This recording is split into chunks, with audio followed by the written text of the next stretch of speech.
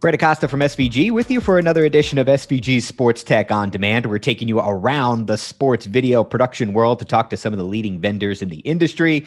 And now we have the opportunity to be joined by the folks from the Video Call Center, the good folks there. We're joined by Larry Thaler. He's their CEO.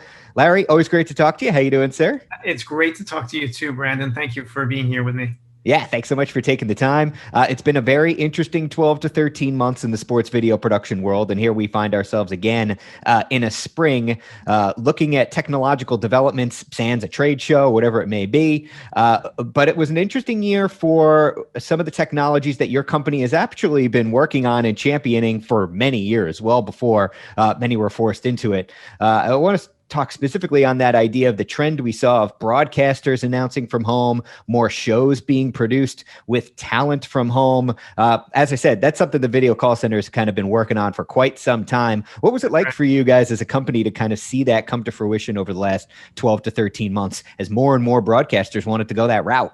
Well, it's been actually a whirlwind. A year ago, we got a call from Dave Shaw and the National Football League saying, "Hey, we're putting on this virtual draft. Can you guys help us?" And it was like 5 weeks before the draft, and it was sort of like, "Yeah, we absolutely can." And that was kind of the kickoff for the season for us for sports. And it's been crazy ever since. We've done the NBA draft as well for Turner. We've done the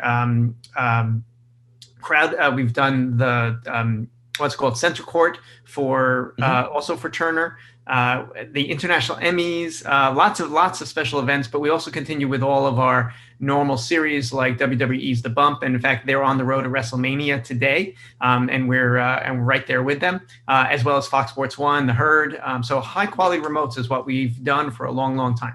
Now, on a lot of these projects, many of the ones that you outlined there, and I'm sure many others that you and your company are working on, it's not just about bringing talent in from remote locations. It's at a time when we can't have fans in physical places, bringing fans in. Now, you guys have implemented a new integration into your solutions called CrowdView. What was that? What is the origin of that? And how over the past few months since you guys have launched it, have you kind of seen it evolve over time?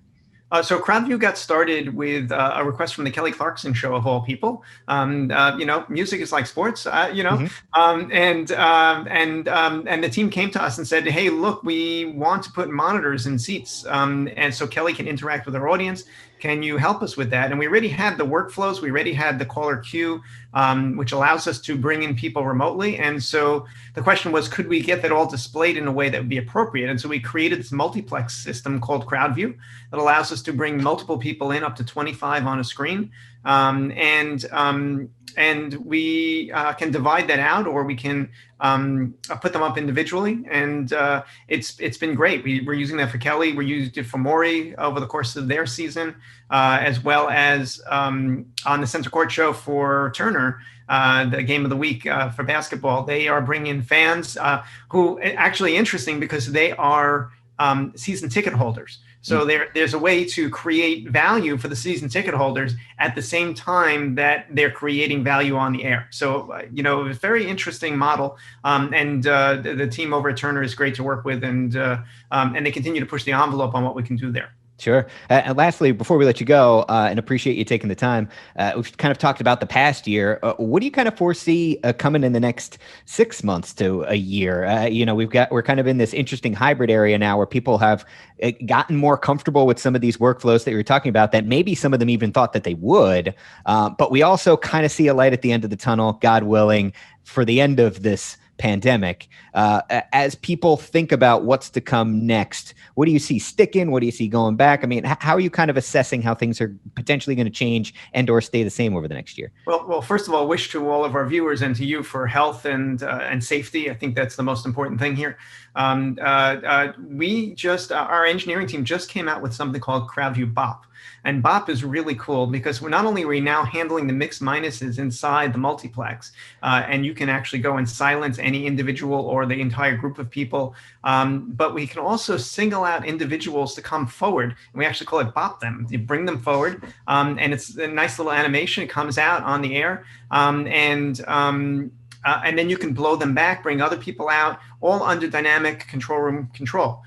So within the multiplex, within a single what we call endpoint, we're able to do all of this activity, and this has real huge implications not only for fan interaction but also the way award shows are done. So you could bring in 9 award recipients, blow out the winner, and so there's all sorts of great things that come out of this. And going forward, we think that there's actually much more remote work done. It's an economically valuable way to work. We have news organizations that are talking to us about their workflows and not going back to sending out crews for every one of these shoots, as well as sports organizations that realize the power of being able to tell a story that's outside of the ballpark, and we'll continue to help our customers and explore their fan interactions and their MVP players and analysts coming on the air. Sure. Fascinating stuff as always. Larry, you guys at the team are always cooking up some fun, engaging stuff. Thank you so much to you and everything that a team at the Video Call Center is doing to kind of keep the sports video industry on the innovative end and continue to pump out great content. Thanks for that. And thanks so much for taking the time today.